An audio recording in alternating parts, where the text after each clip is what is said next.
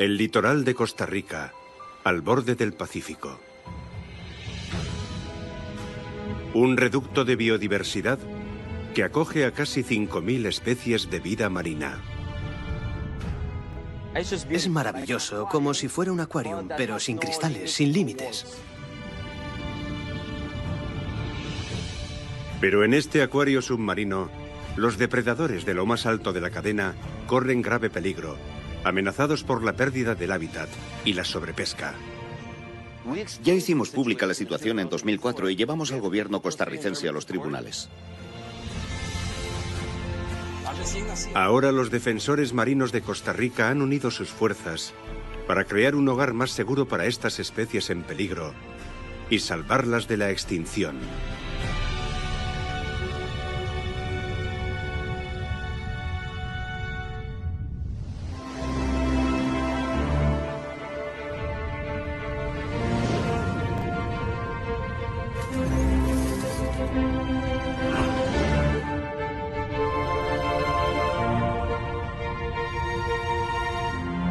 Planeta Azul Salvaje, Costa Rica.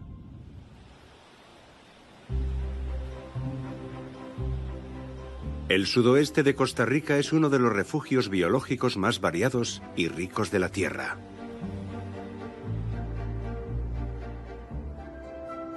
Es una tierra primitiva de ensueño, con playas vírgenes y asombrosas maravillas de la naturaleza, como Golfo Dulce, uno de los 4 únicos fiordos tropicales que hay en el mundo.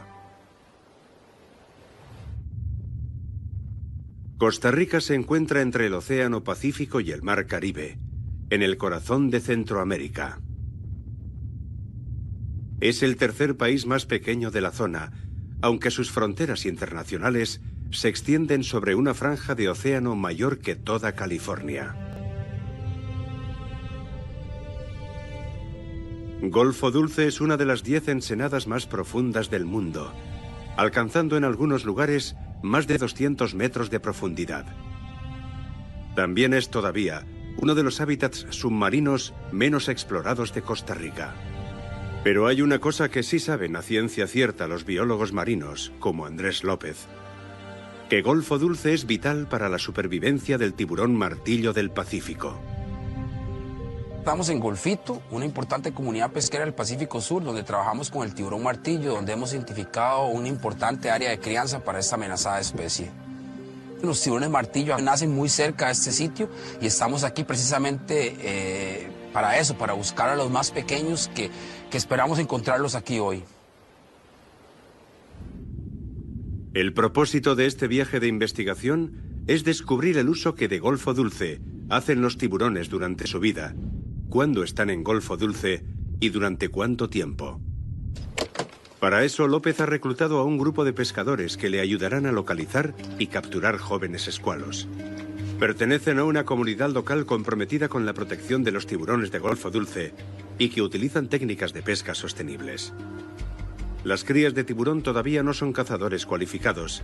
Se alimentan de pequeños peces como las sardinas y los jureles. Los pescadores usan ambos como cebo para ponérselo a los pequeños que merodean por estas aguas en busca de una comida fácil. López espera capturar ejemplares jóvenes fuertes y sanos que soporten sin problemas la pequeña incisión necesaria para insertarles una etiqueta acústica en el vientre. Básicamente, lo que nos dicen las marcas es la posición, el número de tiburón marcado, en algunos casos la temperatura y también nos dice la hora y el día de cuando los tiburones visitaron en esta zona. Una red de receptores acústicos instalados a lo largo de estas aguas costarricenses registrarán los movimientos de cualquier tiburón etiquetado que se acerque en un radio de 1 kilómetro. Estos receptores nos revelarán aspectos de la vida de los peces martillo, desde cómo pasan sus primeros años en el Golfo hasta a dónde migran cuando son adultos y qué pasa cuando abandonan la seguridad de su refugio en Golfo Dulce para buscar piezas más grandes. Solo en Golfo Dulce, los receptores han registrado la presencia de tiburones en más de 10.000 ocasiones. Por ahora en el Golfo hay una población saludable de tiburones, Y López quiere asegurarse de que siga siendo así. Piensa usar los datos recogidos aquí para pedir la creación de un santuario para tiburones martillo en Golfo Dulce.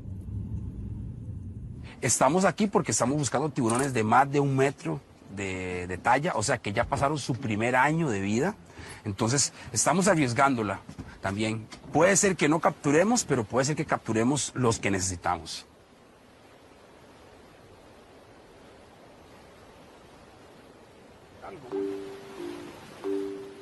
Las horas pasan y no hay suerte. Por fin parece que uno ha picado.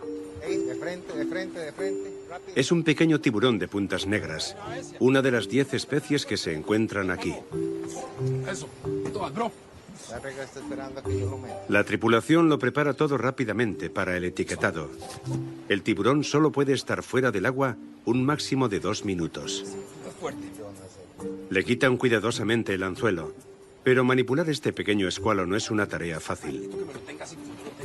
Lo que aún le falta en tamaño, le sobra en fuerza y energía. López lo mide, 72 centímetros. Demasiado pequeño para ponerle la etiqueta acústica. Luego comprueba su sexo. Es una hembra. Y tras colocarle una etiqueta de plástico en su aleta superior, le cura la herida con un spray. Ya se le ha asignado un número de identidad en el censo de tiburones de Golfo Dulce. Si vuelve a ser capturada en el futuro, López podrá controlar su crecimiento y con suerte le podrá insertar una etiqueta acústica, con la que registrar sus movimientos mientras se hace mayor. Donde hay una cría habitualmente suele haber más. Sin embargo, para desgracia del equipo, la marea ha cambiado y ahora trae menos sedimentos a esta zona. Con menos nutrientes de los que alimentarse, los pequeños peces han abandonado el lugar y con ellos se han ido las crías de tiburón. El equipo tendrá que regresar mañana antes del alba para probar suerte otra vez.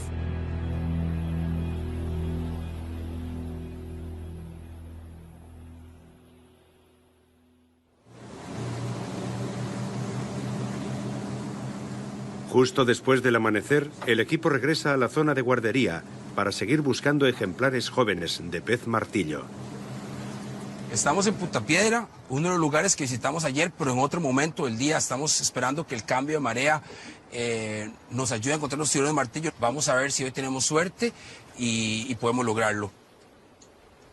Los pescadores que colaboran con López conocen bien la zona. Su experiencia es vital para el éxito de la investigación. Eligen cuidadosamente el lugar en que anclar el barco y casi de inmediato los tiburones empiezan a picar. Perdón. Uy. ¿Qué es? Picudo, su puta negra. Es un tiburón picudo. A diferencia de los tiburones de puntas negras y los martillo, los picudos son residentes permanentes de Golfo Dulce. Macho. 53, 43. Es un juvenil. Es un tiburón picudo juvenil. No podemos ponerle una marca acústica porque no tiene la talla suficiente y le daríamos un daño interno. López tiene que trabajar deprisa porque los pescadores acaban de coger otro tiburón. Esa es una cornudita. Madre, la cornuda, entonces. Ahí está la cornuda. Agarre la cornuda, es la prioridad, téngalo allá adentro. Aquí hay un martillo. Cómo, ya le dije cómo. Ah, ¿y ahí?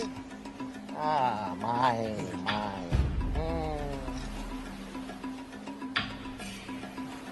¿Qué quiere, que se la rime? Listo. Gracias, bro. Se la agarra, póngala ahí. Pongámosla adentro. Hay un martillo aquí. Este pez martillo es muy pequeño. Es un recién nacido. Es el primer bebé de pez martillo que etiquetan esta temporada. Estos son los primeros martillos que vienen a Golfo Dulce. Son los primeros. Es una hembra. Inclusive, vea, Donald, vea, aquí está la apertura del ombligo. Esto es lo que unía a este tiburón a su mamá por medio de esta hendidura es que venía la leche materna. La leche materna, los fluidos. Ya estamos medio 52, aquí estamos. La marca es la 436. Necesitamos un martillo más grande para marcar la sangre.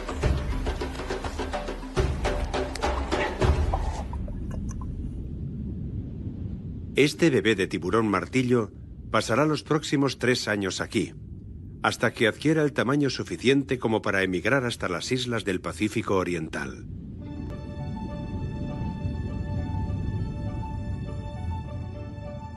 Ahora apenas mide medio metro, pero cuando se convierta en adulto habrá cuadruplicado su tamaño. Tardará 15 años en alcanzar la madurez sexual. Y después emprenderá el viaje de regreso a través del Pacífico Oriental para volver a su lugar de nacimiento en Golfo Dulce y traer al mundo a sus propias crías.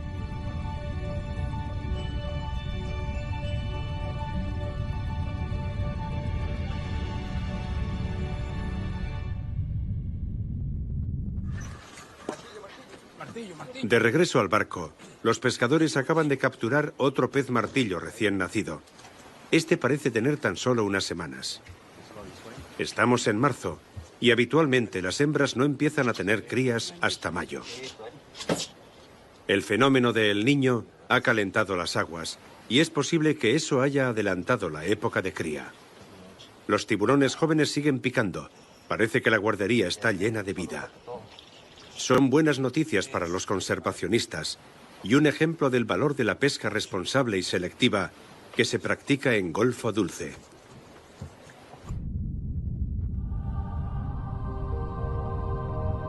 Además de los peces martillo, este sano ecosistema es el hogar de al menos 7 especies diferentes de rayas, como la raya nariz de vaca. Este gran bando ha llegado a Golfo Dulce a alimentarse de los moluscos que crecen en las aguas ricas en sedimentos y nutrientes de la desembocadura de un río cercano. Las flexibles aletas de las rayas agitan el fondo marino para dejar al descubierto moluscos y crustáceos, que luego las rayas rompen con sus 12 filas de dientes moledores. Son buenas nadadoras, capaces de cubrir largas distancias, y durante el invierno emigran en grandes bandadas de hasta miles de ejemplares. Las rayas látigo también peinan el lecho marino en busca de moluscos y crustáceos. En la base de la cola, esta raya posee una poderosa arma que puede resultar mortal. Es una espina dentada que cuando se hinca en su víctima secreta un fuerte veneno que se disuelve en la herida y es absorbido por el torrente sanguíneo. La raya utiliza su aguja para defenderse de los tiburones y otros depredadores. A esta le falta un pedazo de la cola, probablemente por la mordedura de un tiburón o por un accidente en una grieta del arrecife. Con la cola ha perdido también su aguijón y debe estar muy atenta a los depredadores. Los tiburones martillo cazan a las rayas y basándonos en la cantidad de crías de pez martillo que López y su equipo han capturado, hay un montón de hembras de tiburón adultas por aquí.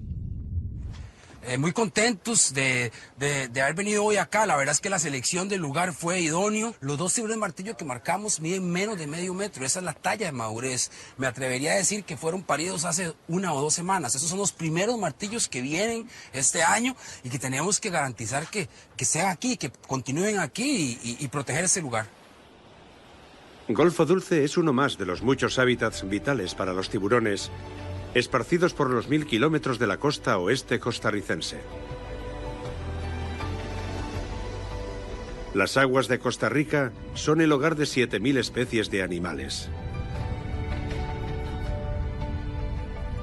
Pero tan solo el 1% de esas aguas están protegidas como santuarios marinos. Bueno, el tiburón martillo es quizá el tiburón más emblemático que tenemos en aguas costarricenses. ¿Por qué es importante protegerlo? porque si protegemos al tiburón martillo, protegemos a diferentes especies que están debajo de él. El tiburón martillo es una especie sombrilla, es un depredador tope, son los que se encargan de regular las cadenas tróficas, son los que se encargan de mantener el balance, el equilibrio que tanto hemos deteriorado como nosotros como humanos en estas últimas décadas. Entonces, realmente la misión que tenemos es una misión dura, es una misión difícil, pero no es inalcanzable. Los depredadores de la cima de la pirámide, como el tiburón martillo, son una parte esencial del ecosistema marino. Comedores infatigables, controlan la población de otras especies. Sin embargo, la población mundial de tiburones está disminuyendo a un ritmo de 100 millones de tiburones al año. Una disminución tan drástica del número de escualos podría tener un efecto dominó. La población de peces pequeños podría inflarse, alterando el delicado equilibrio de la cadena trófica del océano. Actualmente, más de un cuarto de las especies de tiburones del mundo están en peligro de extinción. En Costa Rica, la amenaza principal para los tiburones viene de la falta de protección exterior a los santuarios marinos. Cuando un tiburón abandona las aguas seguras de Golfo Dulce, debe recorrer cerca de 500 kilómetros de mar desprotegido antes de alcanzar la siguiente reserva marina.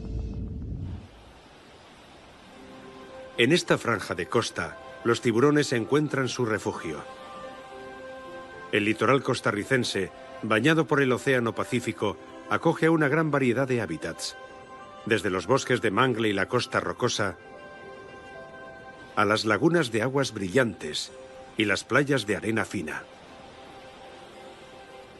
Como Golfo Dulce, los demás hábitats costeros actúan como guarderías, proporcionando protección a los alevines recién nacidos, donde pueden crecer hasta que encuentren por sí mismos el camino para cruzar los arrecifes de coral y salir a mar abierto. También son refugio ocasional para los animales migratorios. Tiburones, tortugas y delfines paran aquí, antes de embarcarse en viajes maratonianos a través de uno de los corredores marinos más grandes del mundo, el del Pacífico Oriental.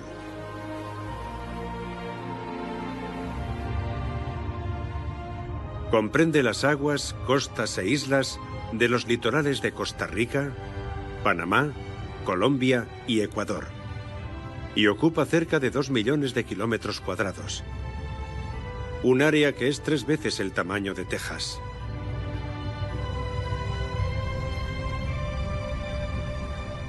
El corredor marino del Pacífico tropical oriental es uno de los hábitats marinos más ricos del mundo y es transitado frecuentemente por las grandes criaturas marinas en sus migraciones.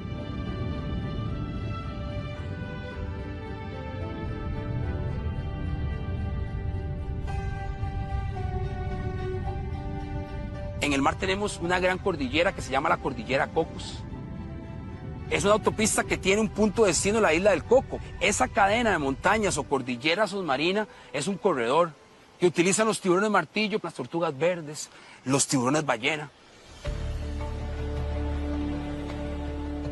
500 kilómetros mar adentro está Isla del Coco, la única isla oceánica de Costa Rica y donde se concentra la mayor población de tiburones martillo de todo el país.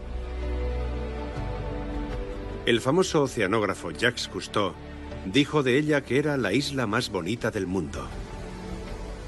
Ocupa tan solo 13 kilómetros cuadrados, pero en ellos habita el 40% de las especies endémicas de Costa Rica. Los tiburones nacidos en Golfo Dulce emigran a Isla del Coco cuando tienen 3 años de edad.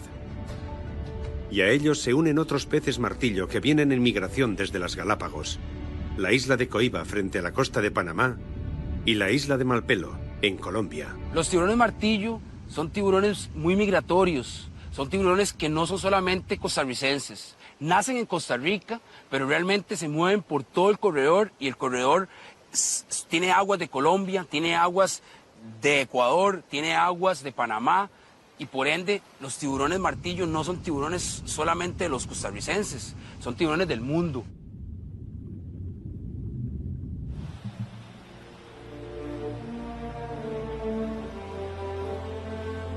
La zona marina protegida alrededor de la isla se extiende a lo largo de 10 kilómetros cuadrados. 5 veces más que la superficie del Parque Nacional. Pero la isla del Coco está seriamente amenazada. La sobrepesca ha diezmado las reservas de peces en todo el litoral costarricense. Con las pesquerías costeras prácticamente agotadas, los pescadores se han desplazado cerca de la isla del Coco. Incumplen la prohibición de pescar y capturan todo lo que pueden. Felipe Chacón es instructor de buceo y piloto de submarino y cuenta con más de 1.200 inmersiones en la isla del Coco. Él ha constatado la disminución del número de tiburones y de encuentros con grandes animales. Empecé a trabajar en la isla del Coco a finales del 2010 y entonces veía muchas especies de tiburones. Solía ver grandes grupos de peces martillo, llegando a contar a veces en algunas inmersiones hasta 200 tiburones nadando muy cerca de mí. Esa fue una de las experiencias más impresionantes y maravillosas de mi vida. Desgraciadamente, con el paso del tiempo he podido constatar que en la isla del Coco el número de tiburones ha ido disminuyendo año tras año. Ese declive está directamente relacionado con la sobrepesca. En las aguas de Costa Rica hay más palangreros que en cualquier otro lugar del Pacífico tropical oriental. La mayoría de estos barcos vienen a la isla del Coco persiguiendo a los atunes y a los dorados, pero los palangres capturan todo lo que muerde sus anzuelos. Y una vez atrapados en el palangre, los tiburones tienen pocas probabilidades de sobrevivir. Muchas especies de ellos, como el tiburón martillo, deben nadar constantemente para hacer que el agua oxigenada pase a través de sus agallas. Los tiburones quedan atrapados en las redes y en los palangres, e incapaces de moverse, mueren ahogados lentamente. Así los tiburones se convierten en lo que se ha venido en llamar capturas accidentales o descartes. Pero la captura de tiburones en peligro no siempre es accidental. Hasta 1982, Costa Rica mantenía una actividad de pesca costera tradicional. Pero entonces los políticos se plantearon que, teniendo una zona económica tan grande, tenían que explotar todos sus recursos. Por eso, en 1982, Costa Rica invitó a una misión de Taiwán para que enseñara a los costarricenses cómo explotar todos los recursos oceánicos que no habían aprovechado hasta entonces. Sin embargo, cuando los funcionarios taiwaneses vieron la rica fauna marina y la abundancia de tiburones que había en Costa Rica, se quitaron el sombrero de diplomáticos, se pusieron el de los negocios y establecieron su industria de aletas de tiburón en Costa Rica. Pescar tiburones para quitarles las aletas es una práctica despiadada y brutal. Los pescadores les cortan las aletas y descartan el resto del tiburón. Cada año, miles de aletas arrancadas a los escualos del Pacífico Oriental son exportadas a Asia para hacer sopa de aleta de tiburón. Para 1998, Costa Rica contaba ya con la mayor flota de palangreros de Latinoamérica y nos convertimos en el centro de la industria de aletas de tiburón de todo el Pacífico tropical oriental. En 2003, Arauz y su grupo conservacionista Pretoma pusieron al descubierto a un barco taiwanés que trataba de descargar ilegalmente 30 toneladas de aletas de tiburón en un puerto costarricense. 30 toneladas de aletas de tiburón son el resultado de la muerte de 30.000 tiburones. Tamaña atrocidad marcó el principio de una campaña de 7 años para acabar con la industria de aletas de tiburón en Costa Rica. Pretoma llevó al gobierno 4 veces a los tribunales y obligó a los legisladores a tomar medidas contra esa práctica. Ahora, capturar tiburones para quitarles las aletas es una práctica ilegal en todo Costa Rica, incluida la isla del Coco. Pero es una batalla difícil y desigual. El mercado negro de productos del mar mueve más de 20.000 millones de dólares. Y la población pesquera de Punta Arenas sigue siendo el centro de la industria de aletas de tiburón. Aunque los tiburones estén protegidos, se permite que los pescadores los desembarquen si se consideran una captura accidental. Si estás en Punta Arenas, ni siquiera tienes que abrir los ojos, basta con que respires el aire. Se percibe el olor de las aletas que se están secando bajo las tejabanas de los muelles privados. Prácticamente todos los tiburones capturados en Costa Rica son desembarcados en este lugar. donde sus aletas se ponen a secar bajo techos falsos que ocultan su verdadera actividad. Se calcula que al menos 3 barcos llenos de aletas de tiburón arriban a Punta Arenas cada semana. En la isla del Coco, que tenemos a los tiburones martillo adultos, hay un letrero que te recibe cuando llegas al parque y es una pregunta: ¿cuántos tiburones martillo tenemos? La respuesta es un poco triste, pero es muy real. Cada día tenemos menos. Las aletas de tiburón martillo pueden llegar a valer hasta $110 por kilo para los exportadores. Pero los tiburones son mucho más valiosos vivos que muertos. Durante toda su vida, un solo tiburón puede generar más de $1,5 millones a través del turismo. Los tiburones de puntas blancas, en particular, son una gran fuente de ingresos para la industria del buceo. En Costa Rica tenemos la isla del Coco, posiblemente con la población más pristina y más natural del mundo. Alfombras de tiburones, cientos de tiburones que se agregan en las noches a alimentarse. Prácticamente es un buceo que es único en la isla del Coco. Inactivos durante el día, los tiburones de puntas blancas son cazadores activos e implacables llegada la noche. Recorriendo el arrecife en grupos mal organizados, los tiburones meten su cabeza chata en cada agujero y rendija del coral, buscando presas.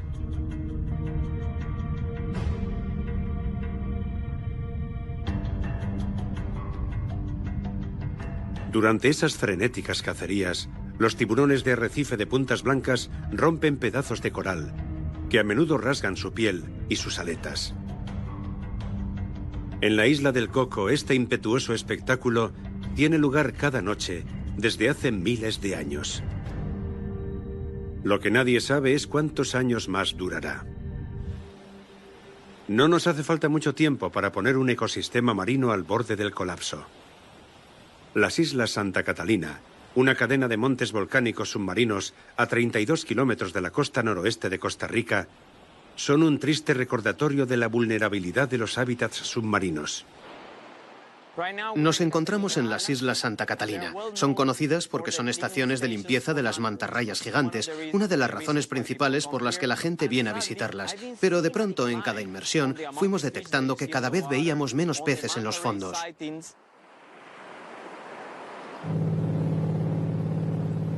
Felipe conoce bien la zona.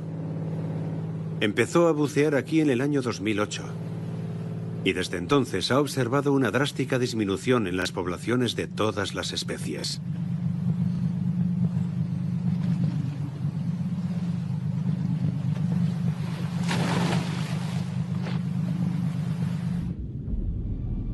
Las aguas templadas y ricas en nutrientes que rodean las islas son los hábitats ideales para las rayas y los tiburones.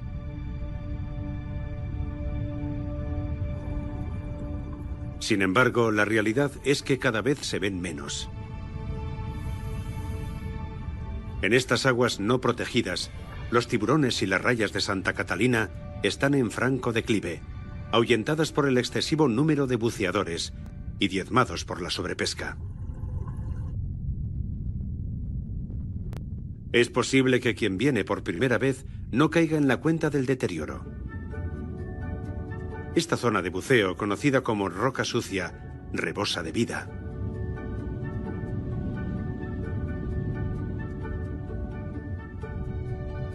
Los roncos soldadito nadan en grandes bancos, pegados unos a otros.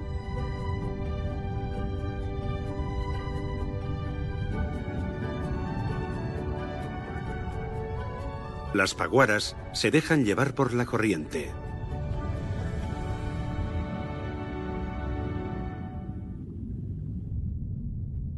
Un macho de píntano trata de proteger con valentía su nido de los intrusos hambrientos.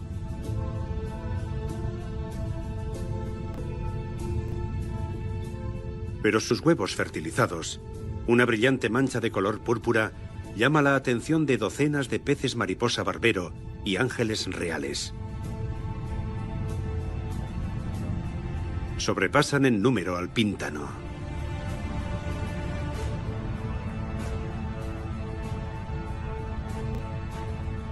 Pero este no se intimida y protege con arrojo su casa.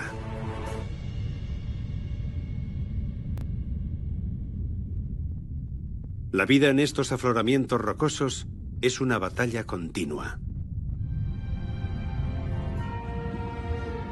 Más arriba, en la columna de agua, las rayas pintadas se deslizan sobre el paisaje marino. Y una raya águila salta sobre la superficie.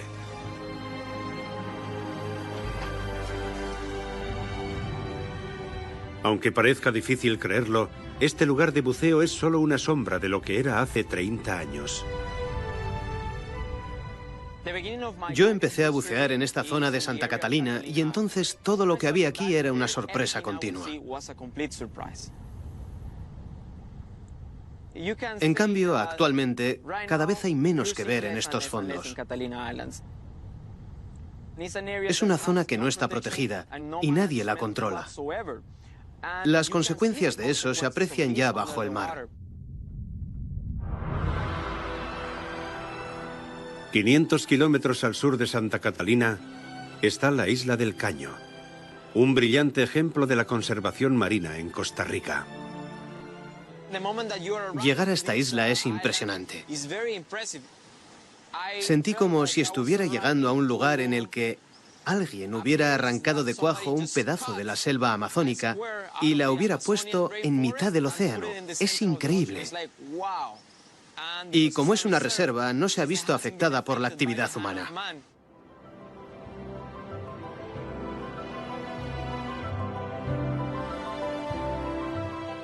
Accesible solo por barco a 1 hora de la costa, fue declarada reserva biológica en 1978.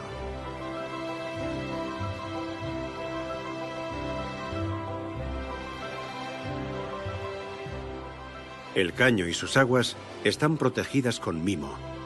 Es una zona de protección total, donde toda pesca está estrictamente prohibida.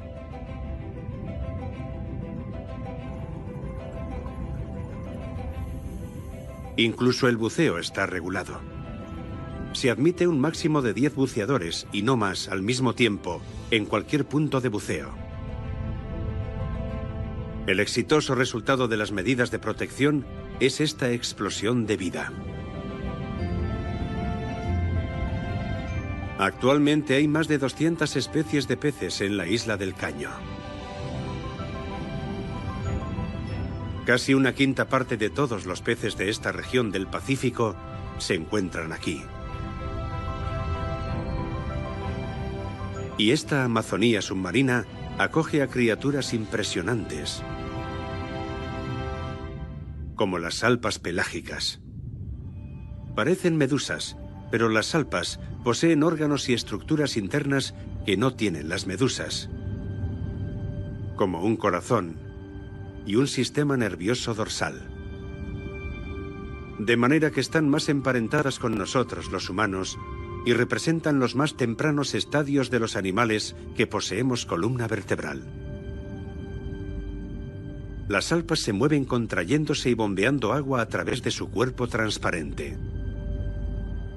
Cuando el agua entra dentro, los filtros internos de la salpa recogen el fitoplancton que necesita para alimentarse. Es un sistema maravillosamente eficaz. La locomoción y la alimentación se combinan todo en uno. Las salpas y sus ancestros llevan millones de años dejándose mecer por las corrientes. Pero no son las únicas criaturas primitivas que habitan en la isla del Caño. Los fósiles de tiburones de arrecife de puntas blancas más antiguos hallados aquí son de hace 40 millones de años. Han tenido tiempo de desarrollar algunos de los hábitos que conocemos. Durante el día, descansan en las grietas y oquedades del arrecife de coral, o simplemente dormitan sobre el lecho arenoso. Si han dado con un buen sitio donde descansar, volverán cada día al mismo lugar durante años. Y el descanso es el momento ideal para la limpieza. El tiburón abre su boca y extiende sus agallas. Una invitación para que los góvidos le liberen de parásitos, restos de alimento y piel muerta.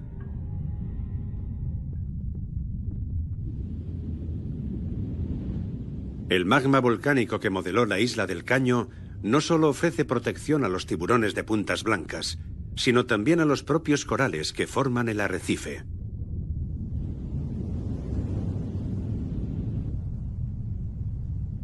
Los peces pequeños pasan toda su vida en el arrecife, escondiéndose de sus depredadores entre los corales. Aquí, cada criatura forma parte de la larga y compleja cadena trófica de la isla del Caño. Las mantarrayas de arrecife vienen aquí a que grandes bandadas de pargos y peces mariposa las limpien. Pero las transparentes aguas de la isla del Caño también son conocidas porque aquí se puede ver algo aún más impresionante que la propia mantarraya gigante. Enormes bandadas de peces nadando juntos y a la vez, como si fueran uno solo. Bucear bajo el mar de la isla del Caño es como sumergirte en un acuario enorme, pero sin cristales, sin límites. La visibilidad es perfecta. Las aguas templadas y cristalinas, enormes bandos de pargos y otros peces ocultan la luz mientras buceas. Es fascinante. Puedes bucear a través de la bandada, atravesarla y encontrarte frente a frente con cientos y miles de peces.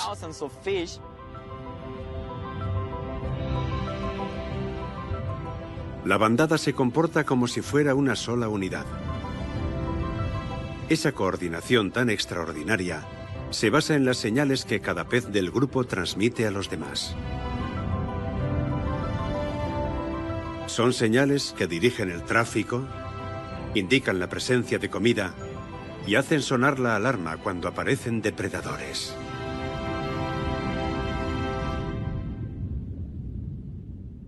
Depredadores como este bando de barracudas.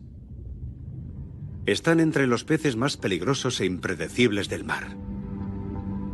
Dotadas de poderosas mandíbulas y dientes afilados, se han ganado el sobrenombre de los tigres del mar. Aunque estos tigres cazan en grupo, lanzándose a toda velocidad contra sus presas, con las mandíbulas abiertas, con las que hacen jirones y las devoran. Esas aletas y colas en punta les permiten alcanzar velocidades de hasta 40 kilómetros por hora. Para descansar flotan casi inmóviles, aunque siempre alerta ante el más mínimo peligro. Las barracudas jóvenes se agrupan en bandadas para protegerse de los depredadores. Los tiburones, los delfines y otras barracudas son los únicos animales suficientemente valientes como para enfrentarse a estas temibles cazadoras. Pero además de los enormes cardúmenes de peces, Isla del Caño también es rica en los organismos que construyen el coral. La isla está rodeada por 5 plataformas de coral, cada una de ellas formada por más de una docena de especies, como el coral cerebro, los abanicos de mar y los corales duros. La Isla del Caño acoge la mayor variedad de especies de coral de todo el litoral oeste de Costa Rica. La prohibición de la pesca y las limitaciones al buceo impuestas en el parque marino han posibilitado que los corales se desarrollen. Sin embargo, no pueden proteger al arrecife de una amenaza aún más destructiva: el calentamiento global. Si la temperatura del agua sube demasiado, el coral expulsa las algas que viven en sus tejidos y que dan al arrecife esa coloración tan viva. El coral entonces se vuelve blanco en un proceso que se llama decoloración. El calentamiento del agua provocado por el fenómeno de El Niño durante los años 2015 y 2016 dañó los arrecifes de la isla hasta un punto que no se conocía desde los años 80. Los biólogos marinos Cristina Sánchez y David Palacios han venido a la Isla del Caño a inspeccionar la salud de sus corales después de meses de temperaturas preocupantemente altas.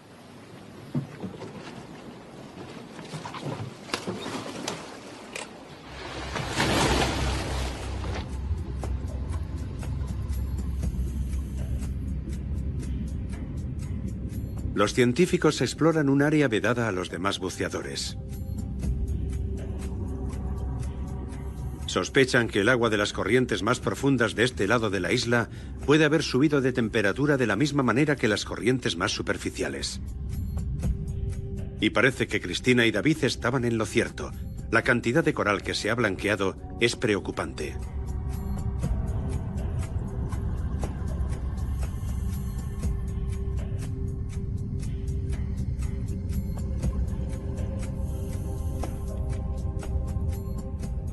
Cortan algunos fragmentos transversalmente y a intervalos, mediante una rejilla, van midiendo el ancho de la capa de coral duro vivo que cubre el arrecife y observan en qué medida está cubierto por esponjas, algas y otros organismos.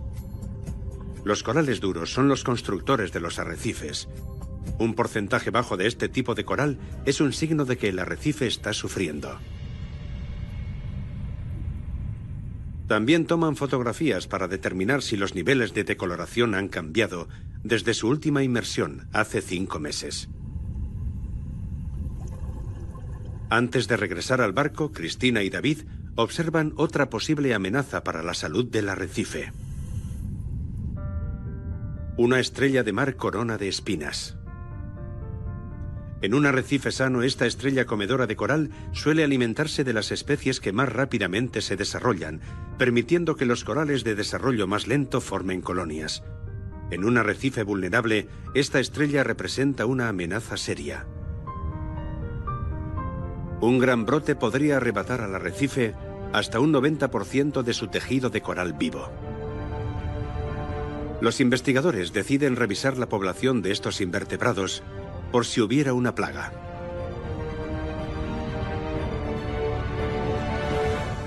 Afortunadamente, por ahora el número de coronas de espinas está en el mínimo. Pero los resultados de la prueba de blanqueamiento no son tan esperanzadores.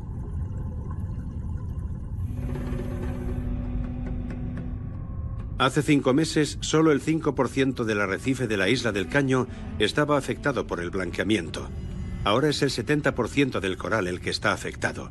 Es un hallazgo desalentador. La muerte de una cantidad de coral tan grande puede afectar también a otros hábitats más allá de la isla del Caño. Los arrecifes de coral actúan como barreras contra las corrientes y la fuerza de las olas. Sin el arrecife, las olas golpearán contra la costa y desestabilizarán la fina capa de sedimento en que se enraiza el manglar. Y casi el 100% de los manglares de Costa Rica se encuentran en su vulnerable costa oeste.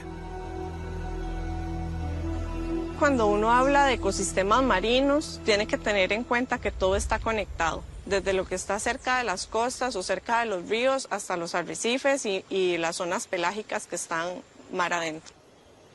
Los manglares, como todos los bosques, almacenan gran cantidad de carbono en sus hojas y en sus raíces.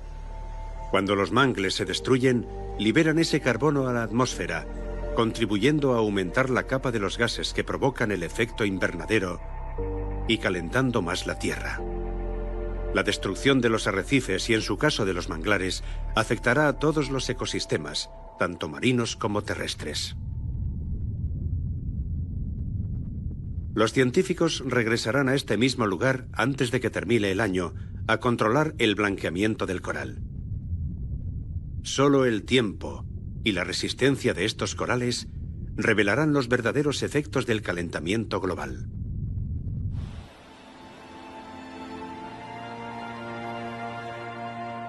Costa Rica es un lugar donde se puede ver la naturaleza en pleno funcionamiento.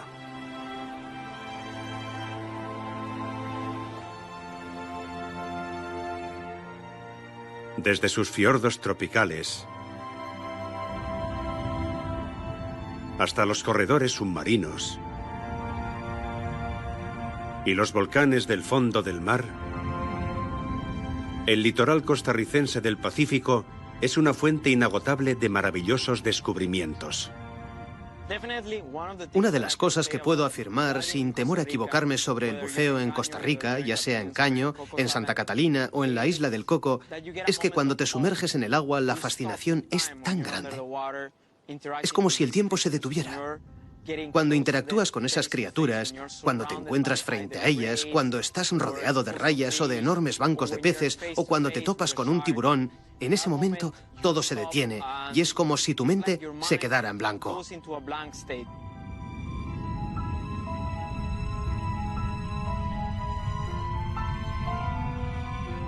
Mientras que las islas del océano son un soporte vital para la vida salvaje, los hábitats del litoral costarricense proporcionan guarderías fundamentales para los depredadores de la cúspide de la cadena. Años y años de abuso incesante llevaron a esos hábitats de vida marina al borde del colapso. Pero gracias al trabajo abnegado de los investigadores y los defensores de los tiburones, se abre una esperanza al futuro de nuestros océanos.